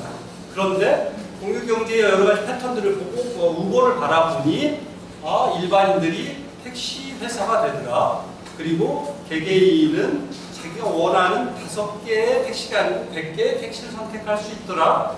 그 다음에 그거가 어떤 자본이 투자한 택시 회사가 돈을 버는 게 아니고 개개인 택시 기사분들이 돈을 벌더라. 이런 식이거든요. 그러니까 저도 이제 공유 경제가 어떤 뭐 이데올로기 이런 것들이 아니고 각각의 각 분야에서 사람들이 중심이 되는 어떤 그런 형태로 이어지면서 환경도 보호하고 여러 가지 장점들이 있어서 그게 꽂힌 거고요. 그리고 공유 경제가 그런 면에 가서 공유 경제가 갈 수밖에 없는 이유도 공유 경제는 어떤 그런 어떤 개념 때문이 아니고 사람들이 좋더라. 써보니까 좋고 돈 벌고 이렇게 좋더라. 이런 면에서 저도 이제 본질적인 어떤 가치를 어떤 흐름으로 이해하기 위해서 공유경제를 얘기하는 것이지 무슨 공유경제주의자 이런 건 아닙니다. 왠지 막 빼시는 것 같은 그런 느낌이에요. 그래서 말 뺀다는 건 뭐 다른 뜻이 아니라요. 그러니까 어떻게 보면 이거가 공유경제지 아니냐라는 그 자체를 가지고 여기서 이것보다 더 얘기를 많이 할 필요는 없고 거기서 조금 더 진도를 나가보자는 말씀을 주신 것 같아요. 아까 공유경제와 관련해서 쭉 말씀하신 거에서 제가 기사들을 많이 찾아보면서 계속 혼란을 느낀 게 뭐냐면 지금 주 대표님 말씀하신 대로라면 우버 서비스가 한국에서도 개개인의 이런 운전자들이 실제로 한 사람이 택시기사처럼 이렇게 유휴시간에 차도 놀고 본인도 놀 때 할 수 있는 이런 서비스로 세팅이 되어져야 되는데 한국 같은 경우에 일단 렌트카 업체나 리무진 업체랑 계약을 했단 말이에요. 물론 이제 그분들도 유휴시간에 그걸 하실 수 있겠죠. 근데 그렇긴 하지만 이렇게 보면은 우버는 하나의 성격의 서비스만 있는 게 아니라 우버 팝도 있고 뭐 블랙도 있고 제가 이번에 중국에 가서 우버를 써보니까 인민 우버가 있더라고요. 예, 그래서 이건 뭐지? 라고 생각을 했는데 중국의 많은 분들은 이 인민 우버를 사용을 하시더라고요. 그래서 보니까 나라마다 서비스의 성격이 조금씩 다르고 그 중에 어떤 것은 우리가 생각하는 되게 오르독스한 공유경제 모델에 상당히 가까운 것도 있고 조금 그것과는 상당히 거리가 먼 것도 있고 예를 들어 일본 같은 곳에서는 택시회사하고 아예 계약을 해서 마치 약간 진화된 택시앱처럼 운영을 하시는 걸로 알고 있어요. 그래서 우버라고 하는 이름 하에 사실은 상당히 다양한 서비스의 성격들이 있는데 그걸 그냥 한국에서는 각자의 미디어나 아니면은 노는 게 거기에 대해 말씀하시는 분들이 알고 있는 서비스 하나만 가지고 그냥 주야장창 말씀을 하시는 것 같은 그런 느낌을 굉장히 강하게 받았어요. 그래서 우리가 이 서비스 하나하나에 대해서 뭐 아주 자세하게 알 필요는 없겠지만 적어도 우버라는 이름으로 되어지는 것에는 되게 다양한 서비스들이 있고 그 중에 한국에는 이 렌트카, 리무진 업체랑 계약하는 방식의 모델이 들어와 있다라는 정도까지는 좀 정리를 하면 좋을 것 같은 생각이 들고요. 그럼 거기서 제가 하나 질문 드리고 싶은 게 일본에는 택시회사랑 하시잖아요. 제가 알기로는 한국에 많은 모범택시 기사님이나 이런 분들이 우리랑 계약해서 하지 왜 리무진하고 거기랑 하셔서 이렇게 우리를 어렵게 하고 분란을 일으키느냐 이런 말씀도 하시는 것 같은데 이렇게 나라마다 뭐 공유경제 웹필리스가 어떻건 간에 이런 운송 플랫폼 비즈니스를 하시면서 다른 모델을 선택하는 어떤 기준? 또는 일본은 그렇게 하시면서 한국은 왜 안 하시는 거예요? 저도 그 일본에 있는 그 친구와 얘기를 했는데요. 저는 이제 시작한 지 4개월 됐는데 이 전부터 서울이 그 아시아에서 두 번째 도시였어요.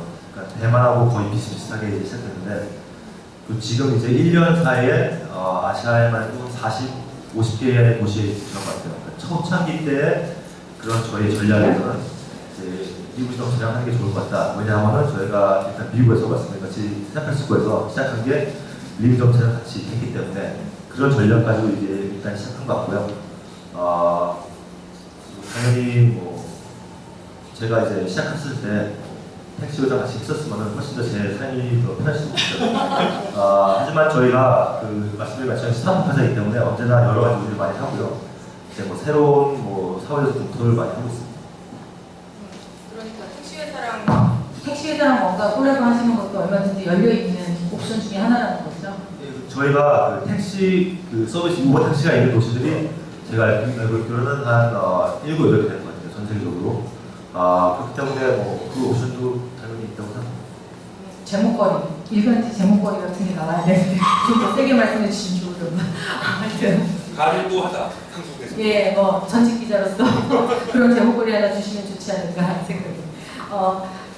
뭐 이건 제가 더 궁금해서 이제 여쭤본 거였고요. 그럼 아까 계속 지금 얘기되고 있는 공유경제와 관련된 중요한 이슈 하나 또 여쭤보고 싶어요. 안전에 대한 얘기가 계속 나옵니다.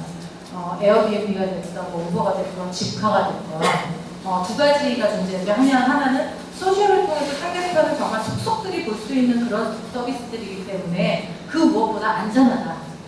이 공유경제, 그러니까 쉐어링 이코노미. 그러니까 여기서 쉐어링 이코노미는 윤리적이고 이데올로기적인 거 빼고 그냥 비즈니스의 양태로서의 쉐어링 이코노미. 그래서 그런 방식의 검증이 오히려 굉장히 안전하다라고 주장하는 쪽과 이번 우버 논쟁만 봐도 많은 이제 택시 기사님들이나 이런 분들이 아니 우리는 라이센스 받을 때 다 주민등록번호 내고 과거에 무슨 뭐 범죄 행위 있었는지 다 체크받고 등록 다 되어 있고 한데 우버는 그런 거 없지 않느냐, 너무 불안전하다 이렇게 말씀을 하시니까 이거는 아마 에어비앤비 관련해서 호텔업계도 할 수 있는 얘기인 거고 누구나 할 수 있는 얘기라는 생각이 들어요.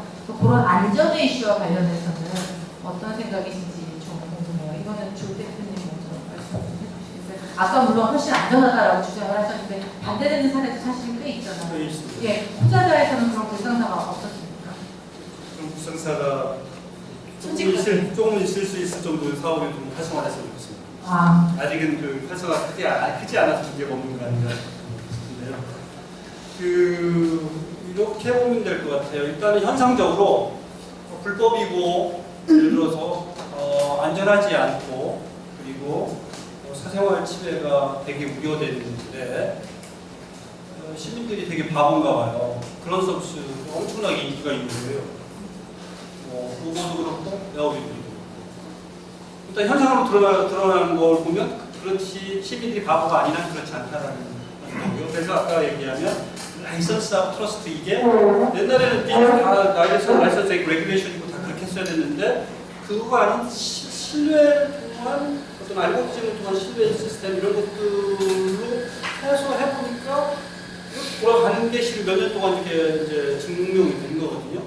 그리고 이제 에어비앤비 쪽의 어떤 케이스를 보면 2011년에 엄청나게 이렇게 누가 와가지고 집을 막 망가뜨리고 막 이런 일이 있고 했지만 전체적으로 기본적으로 여행을 하면서 숙박을 하면서 일정 숙박의 수치가 있으면 거기에서 사고가 나는 거는 뭐 그 플랫폼의 이슈가 아니고 사람 사는 게 통계적으로 나와 있거든요. 그런데 의외로 에어비앤비 숙박을 하면서 그런 문제점들이 간혹 발생을 했지만 전체적인 숙박 수치 대비 어떤 그 사건 사고의 률은 훨씬 낮단 말이에요. 일반적인 호텔 체인보다. 그렇죠. 네. 그래서 하지만 그건 있습니다. 호텔 체인보다도 이게 통제가 덜 되는 그런 것들 때문에 가면서 이제 자꾸 통제는 아니지만 자체 내 알고리즘에 의해서 신뢰나 이런 것도 되지만 처음에 유입될 때는 그런 것들이 없는 경우가 있잖아요. 그래서 어떤 사람이든 그렇다고 보면 항상 그런 어떤 전제적인 그런 위험 요소는 있지만 전체 시스템으로 보면 그 신뢰에 의한 그런 어떤 시스템이 우리가 생각했던 것보다 대단히 효율적으로 잘 돌아가더라. 그래서 안전하고 그리고 그래서 이전에 어떤 정부에서 얘기하는 레귤레이션, 라이선스 이런 것들보다도 개개인의 평판과 신뢰가 더 워킹한다. 그거의 이제 배경 중에 하나가 이제는 세상이 투명한 세상입니다. 뭐 실명제를 하다 안 하다 그 사람이 누군지 알 수 있고 이러니까 그리고 그런 자기를 노출시키지 않고 감추는 사람은 이 시스템 안에 들어와서 혜택을 쉽지 않죠. 그래서 어찌 보면 그런 사람들의 어떤 집단에 들어가면 오히려 더 안전할 수 더 있다. 안전하다. 예. 그 귀답적으로 해보니까 안전하다라는 큰 문제가 없더라라고 그냥 단칼에 정리하면 그런 말씀이신 것 같은데요. 뭐 지금 그 레귤레이션 이제 얘기가 나왔어요. 저희 오늘 주요 주제이기도 한데 뭔가를 규제하거나 이렇게 포맷을 만들었을 때 그게 더 안정적이냐 아니냐라는 논쟁이 꽤 오래전부터 이제 소셜이라는 게 나오면서 쭉 있어왔고요. 뭐 예를 들어 상품에 댓글이 달리면 그 댓글 보니까 이게 정말 좋은 건지 알겠어요. 이런 것들이 있다가 이제 아까 말씀하신 댓글 조작. 이제 그 신뢰를 또 무너뜨리는 새로운 뭔가들이 계속 나오고 있잖아요. 그래서 저는 글쎄요, 지금 말씀하신 것처럼 기능적으로 보니까 좋은 것 같아라고 말할 수도 있지만 한편으로는 그것을 뛰어넘는 그런 여러 뭐 조작이 됐든 뭐가 됐든 그런 것도 나올 여지는 상당히 많다는 생각도 드는데 강국 어떠세요?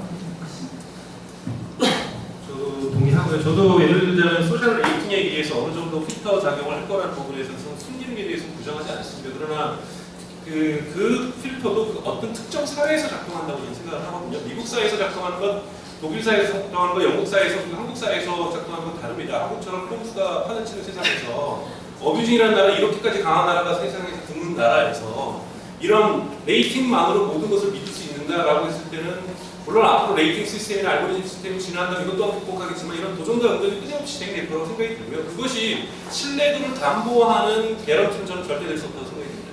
예를 들자면 사회문화적 특성을 봐야 되는 것이 우리나라는 지금 엄청나게 예를 들면 라이센스가 있다고 해서 또 신뢰할 수 없다고 생각할 수 있는 부분들이 있죠. 예를 들면 택시 노동자들의 그러한 노동시간이 이렇게 많이 있는 나라에서 무슨 그 택시 운전을 신뢰할 수 있으며 또는 이렇게 대리운전이 세상에 전 세계적으로 대리운전이 우리나라가 가장 많은데 그들의 노동 조건 자체가 얼마나 안전을 보장할 수 있는 조건인지 또는 거꾸로 그 대리운전의 노동자가 우버로 들어오는 것은 아닌지 여러 가지 사실은 사회적인 어떤 문제점들에 대해서 저희가 놓고 있었지만 저는 그것을 봐야 된다는 거죠. 즉 라이센스냐 또는 소셜 트러스트가 또는 필터링이 그것을 그러니까 우리가 생각하는 중요한 교통수단에서 안전이라는 규범을 만들어줄 수 있을 것이라는 것에서 저는 캐스를 갖고 있습니다. 그런데 그것이 규범이냐 트러스트의 문제가 마찬가지로 갈 경우에는 규범에도 문제가 많다는 거죠. 이렇게 노동시간 10시간씩, 12시간씩 매일 운전해야 되는 택시 노동자들에게 당신 안전할 수 있어라고 묻는다는 것 자체도 넌센스라는 거고요. 제가 보기에는. 마찬가지로 어뷰징이 이렇게 많은데 레이팅만으로 평가할 수 있어요라고 묻는 것도 제가 보기에는 아니라는 거고 근본적으로 한국 이러한 택시 노동자를 떠나서 이런 운전으로 노동하면서 살아가시는 분들의 안정성을 어떻게 강화할 것인지를 이번에 계기가 돼서 논의한다면 저는 맞다고 생각하는데 이것을 레귤레이션이 정답이다 아니다라는 논적으로는 답이 안 나올 거라고 생각이 듭니다. 저희 역사적으로 한국이 사회 신뢰 지수가 엄청나게 낮잖아요.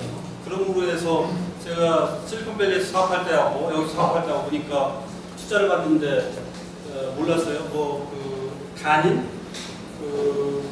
서류 거기 보면 변호사도 있고 다 파티가 여러 곳인데 도장 찍는 것도 구멍을 다 뚫고 그 다음에 100페이지가 넘는 그 계약서에 엔젤 투자자들이 몇 명이면 그거를 또 인감을 다 하는 거예요. 미국에서는 실은 3개만 딱 해가지고 사인하고 그냥 말았었거든요. 그러니까 왜 그럴까 생각했는데 그게 다 사기꾼이 많기 때문이에요.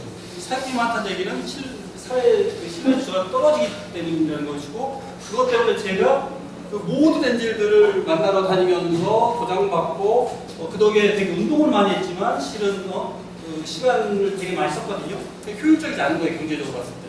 그러니까 한국 사회가 그렇기 때문에 실은 레퓨테이션이나 이런 트러스트 시스템이 잘 안 돌아갈 거라고 하는 말씀을 제가 이해하지만 오히려 거꾸로 오히려 이 공유경제 시스템을 들어와서 투명한 리뷰, 투명한 평가 그리고 단순하게 서비스 하나만 이게 그 레퓨테이션 트러스트가 이게 공유경제에서는 한 서비스만 하는 게 아니고요. 실은 크레딧도 포함하고 다른 여러 가지 서비스를 모아서 그 사람의 레퓨테이션을 한다고 하면 실은 기존의 사회 신뢰 지수가 낮은 거를 공유경제의 어떤 이런 트러스트 시스템을 도입하면서 오히려 신뢰 사회를 만들 수 있는 요소도 있다. 거꾸로 이러면 공유경제를 더 옹호하는 측면이 있습니다. 지금 투명성이라는 표현을 하셨고 아까 강 박사님께서도 어뷰징 얘기를 하셨어요. 그 얘기는 뭐냐면 그냥 댓글 많이 달리면 그 댓글을 믿으면 된다라기보다는 그 안에 어떤 룰이라는 것은 분명히 필요하고 그런 어뷰징을 운영하는 기업이나 아니면 어떤 커뮤니티 내지는 플랫폼이 계속 거르고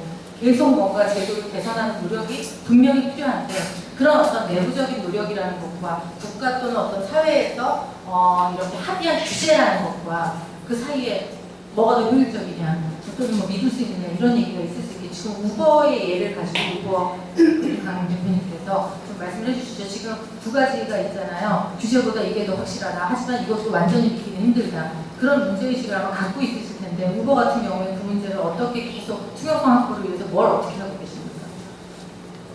저희는 제가 아까 보여드린 슬라이드에 그게 있었어요.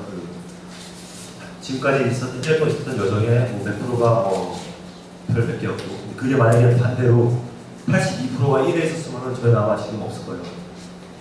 이게 많은 분들이 이렇게 저희 시스템에 말씀하시면 느낄 수 있어요. 이게 정말 맞나 틀리나 이게 가능한가 가능하지 않은가 그런 의문이 있을 수가 있는데 이제 저희가 1년 동안 하면서 일단 저희 시스템 상에서는 가능하다고 생각하고 그리고 많은 분들이 만족하시기 때문에 계속 더 많이 사용을 하시고 그리고 또 서울뿐이 아니라 그 세계 많은 도시에서 다 그렇게 하고 계신 것 같습니다. 규제는 대해서는 솔직히 저는 법 정도가 아닌지 잘 모르겠지만 그 도의적 법이 있고 그 외의 법들이 있는 것 같아요. 도의적 법은 제 생각에는 예를 들어서 제가 뭐 조 대표님 뭐 시를 쳤어요. 아니면 뭐 때렸어요. 이런 좀 벌 받아야 된다. 마치 도의적이니까요. 하지만 그 외의 것들은 이렇게 사회가 변하고 그 기술이 발달하면서 이렇게 제 독도의 소지가 있으려 된다 생각해요. 예를 들어서 저희 아버지가 잘못했을 때는 그때는 이렇게 머리를 기르거나 불법이었던 거였어요. 그게 지금 보면은 약간 말이 안 되는 거죠. 그리고 아까 도대표님께서 말씀하신 같이 처음 자동차 났을 때 뭐 사람 3명이서 앞에서 이제 관리하고 차량을 관리하는 게 지금 이제 현실을 보면은 말도 안 되는 것들인데 이제 그런 것들이 계속 이렇게 그 제목도 되면은 현실에 맞게 이렇게 업데이트 된다고 생각하고 그게 아니라 아 이건 법이니까는 뭐 얘기해서 막 그러면은 발전이 없다고 생각합니다. 아니, 죄송한데 기술적으로 그러니까 우버가 레이팅되고 있는 이런 그 한국어로 쓰는 거를 제 말은 그거를 좀 자연어 처리라든지 이런 걸 해서 나름대로 그 법이 중에 그럴 수도 있잖아요. 예, 뭘 걸고 걸러낼 수 있는 시스템이 한국어도 갖추고 계신 건지 아니면 어떤 건지 좀 그러니까 레이팅을 해도 이 사람이 가짜로만 할 수도 있는 거고 댓글을 쓰더라도 뭐 이러려면 좋았다 안 좋았다라는 것을 반복적으로 무조건 좋게 쓸 수도 있는 사람들이 있을 수 있는데 그런 걸 한국어 자연어 처리를 또 시스템 갖고 계신가요? 저희가 그 저희 시스템상에서 모든 의견을 다 볼 수 있습니다. 별이 1점을 주셔도 의견 남길 수가 있고요. 별 5점 주셔도 의견 남길 수 있습니다. 별부터 5점 주시면은 아 정말 뭐 좋았습니다. 감사합니다. 아니면 뭐 비가 오는데 무사히 씌워줬어요. 뭐 감사합니다. 이런 식의 의견이 있고 뭐 1 같은 경우는 뭐 길을 너무 도우셨어요. 아니면 뭐 차에서 뭐 담배 냄새 났어요. 이런 것도 있고요. 그랬을 때 이제 그 시스템을 어뷰즈할 수 있는 거는 뭐 그럴 수 있겠죠. 그러니까 뭐 저희가 어떤 분께서 이렇게 우버가 너무 싫으셔서 돈을 내시고 우버를 타시는데 탈 때마다 별을 하나 주시는 거죠. 아 정말 차가워 그리고 서비스 안 좋다. 그렇게 죄송합니다. 그러니까 대표님 말씀은 우버 같은 경우에는 뭐 특별히 누가 이 사람이 평가를 2번 했는지 상습적으로 다니면서 좋아요만 계속 누르고 있는 사람인지 이런 것들을 굳이 할 필요가 없을 만큼 지금 시스템이 굉장히 잘 돼 있다는 말씀이신 건가요? 그렇죠. 뭐 저희가 어떤 의도인지 모르겠지만 좋으셔서 계속 타시면서 하시다마다 별로 쓰시면 좋죠. 근데 지금은 어뷰징을 하기에 좀 어려운 구조로 우리 우버는 되어 있다라고 이제 말씀하시는 거죠. 돈이 아주 많으시고 뭐 그런 게 우버가 아니라면 네. 계속 탈 수는 없을까. 예. 지금 저희가 규제에 대한 얘기를 하는 게 이제 주요 이슈 중에 하나이다 보니 얘기가 서서히 이제 그쪽으로 가고 있는데요. 규제라는 것 이슈와 관련해서 이제 이 공유 경제 서비스를 얘기할 때 많이 이야기되는 것들이 이제 기존 산업의 파괴죠.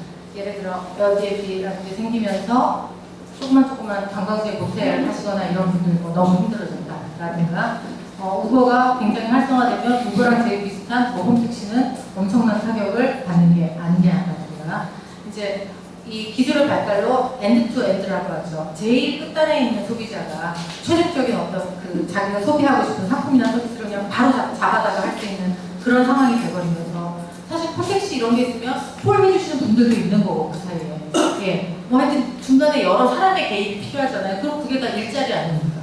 일자리고 거기서 누군가가 그걸로 생계를 이어가실 수도 있고 뭐 이런 게 있는데 이렇게 엔드투엔드로 전부 다 연결이 되어지는 이런 어떤 산업 플랫폼화는 공유경제라는 게 뭔지 착해 보이지만 사실은 착한 게 아니라 무지무지하게 나쁜 거야 라는 생각을 충분히 하게 할 수 있는 지점이 있거든요.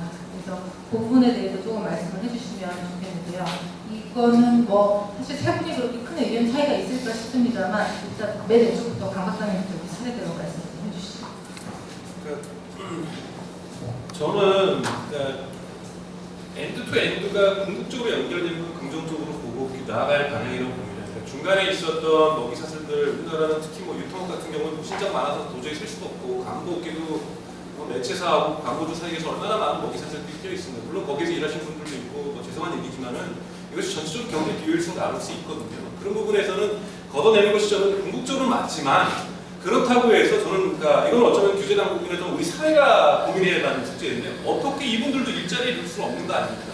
지금까지 여기서 일을 해 오셨는데 아무리 노동 조건이 보시고 임금 수준이 붙였어도 그러니까 저는 사회 쪽에서 좀 더 고민해줘야 되는 것은 또는 정치권에서나 또는 방송사에서 좀 더 고민해야 되는 것은 이 부분에 앞으로는 장기적으로 디지털 사회가 전반적으로 빠른 속도로 진화되면 이 이 우버와 관련된 것뿐만 아니라 에어비앤비뿐만 관련된 것이 아니라 많은 산업에서 이런 부분들에 대해서 어떤 실업자의 양산이라든지 불필요 산업에 어떤 나타날 거라는 거죠. 이 부분을 사회적으로 어떻게 해결할 것인가에 대한 논의와 토론의 주간이 저희가 집중적으로 진행돼야 될 사회적 아젠다라고 저는 생각하고 의제라고 생각합니다.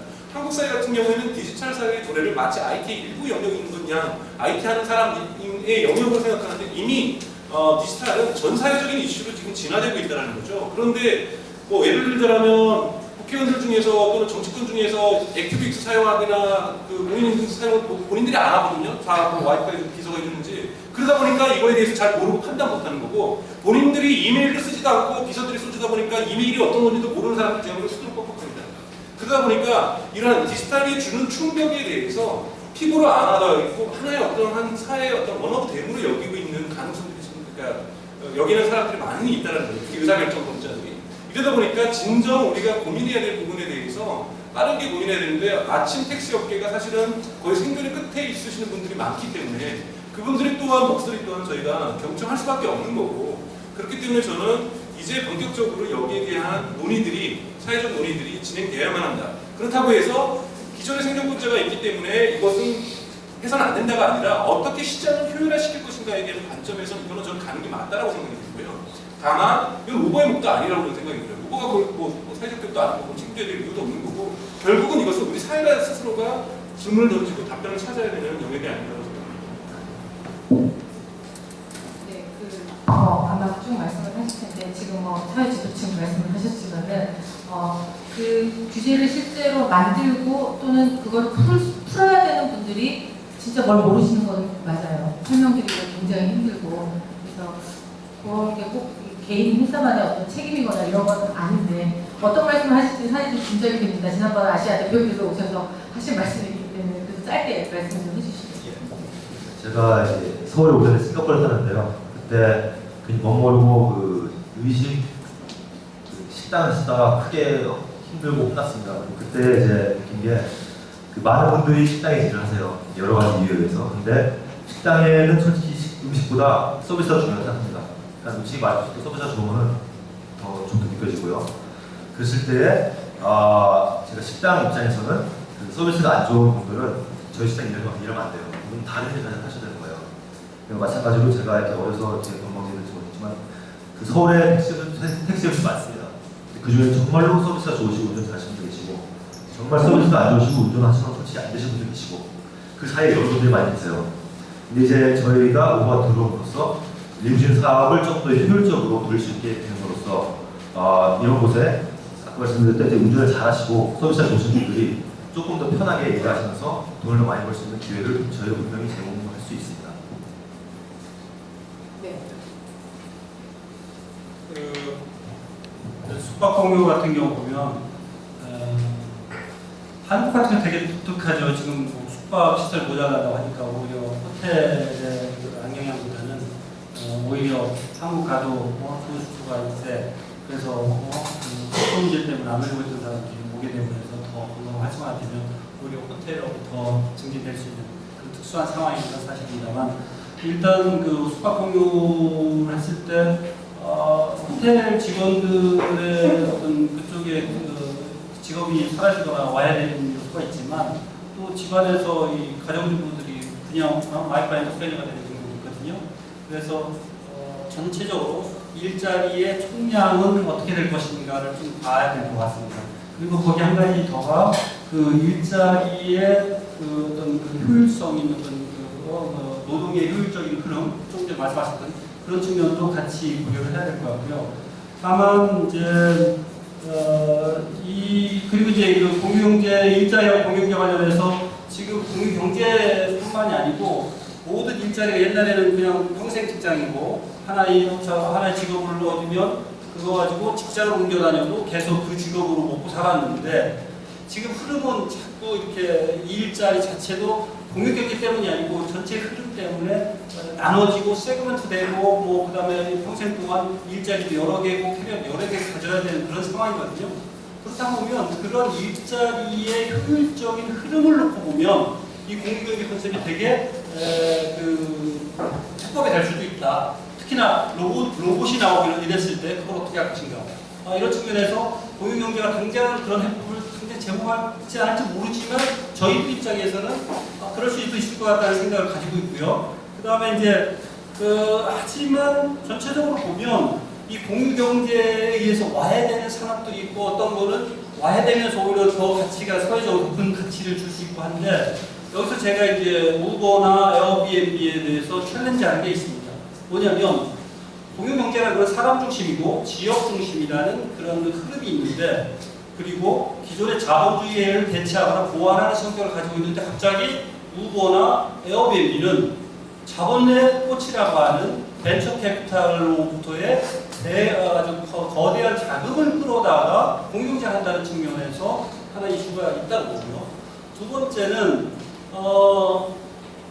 이 가변할 수 이 지역 중심, 사람 중심이라는 세그먼트 중심인데 이 글로벌한 플랫폼으로해서 이런 어떤 그 공유경제의 부상에 따른 가치를 로컬로 가져가는 게 아니고 자본을 투자한 자본주의 쪽으로 풀어간다는 측면에서는 저는 우버와 에어비앤비의 챌린지를 하고 싶습니다. 뭐 물론 개인적으로 에어비앤비 글로벌 회사하고 로컬 투자자 회사로서 어떤 경쟁하는 어떤 그런 이해관계 측면도 있다는 걸 말씀을 드립니다. 네, 그 공유경제가 자본주의의 대체 또는 보완제다라는 것도 논쟁의 여지가 충분히 있는 말씀이라는 생각이 들고요. 뭐 사회자니까 제 의견을 오래 말씀드리기는 그렇지만 저는 어떻게 생각하냐면 그냥 객관적으로 진행되고 있는 어떤 거대한 변화인 것이지 여기에 뭔가 윤리적이거나 이데올로기적인 색깔을 씌우는 것은 각각 개인의 자유이긴 하나 실제로 그것이 미래 사회의 어떤 발전 방향, 또 발전이 됐든 퇴보가 됐든 어떤 변화의 방향에 큰 영향을 미치기는 사실 어려울 거라고 생각합니다. 그리고 제가 아는 한 자본이라는 것은 글로벌화, 거대 자본화를 추구를 하죠. 그리고 그렇게 해야만 규모의 경제라는 것이 나오고 지배력을 갖게 되는 것이고. 그래서 만약 그것을 시장을 막 쪼개라, 뭐 지역 단위로 다 가세요라고 얘기하면 그거는 자본주의가 이렇게 얘기했죠. 그거 자본주의 아니에요, 나 아니에요. 그건 또 다른 거예요라고 말씀을 하실 거고 공유경제를 굉장히 희망적으로 보시는 분들은 그래 맞아, 너 그거 하지 말고 공유경제 하라는 거야라고 이제 얘기를 하실 거예요. 그래서 어떤 공유경제라는 이름의 어떤 바운더리를 얼마나 크게 보느냐, 좀 작게 보느냐에 따라서 상당히 얘기하시는 분은 많이 있을 것 같은데, 근데 이렇든 저렇든 간에 오늘 세 분 말씀하신 것에 굉장히 중요한 어떤 공통점이라면 이러한 어떤 뭐 우버든 에어비앤비든 이렇게 플랫폼이 개인 또는 어떤 사업자, 엔드 뭐 유저 또는 뭐 엔드 프로덕을 연결을 하고 많은 사람들이 그것들을 온라인이나 소셜을 통해서 뭐 평가도 하고 사용도 하고 이렇게 되는 어떤 경제의 큰 흐름이라는 것은 우리가 거스를 수 없다. 세상은 글로 가고 있는 거 맞다. 하지만 그것 때문에 뭔가 문제가 되는 부분들, 또 기존 파괴되는 어떤 산업 아니면 일자리를 잃게 될지도 모르는 어떤 계층이나 아니면 어떤 직업군에 대해서 그런 눈 감고 그냥 앞으로 가는 거기에 몸을 그냥 맡길 것이냐. 그것은 여러 가지 측면에서 일단 영속적인 지구의 존속 뭐 이런 것들을 위해서라도 분명히 문제 제기하고 고민을 같이 해야 될 문제다.